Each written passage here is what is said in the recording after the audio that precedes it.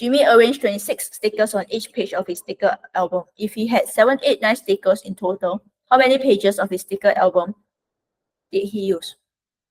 So each page got 26 stickers. So they already help you group it, right? So each page, 26 stickers. Each page, 26 stickers. You can have many pages. You don't know how many pages, but what you know is that you use up 7, 8, 9 stickers in total. So how many pages did he use? So you just want to find out how many groups of 26 stickers are there.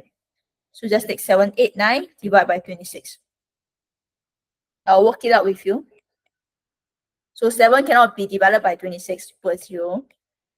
And we have a 78. Numbers are very large. So what you want to do is you want to list out multiples of 26 at the sides. So you just keep adding 26. So this is 52. Keep adding 26.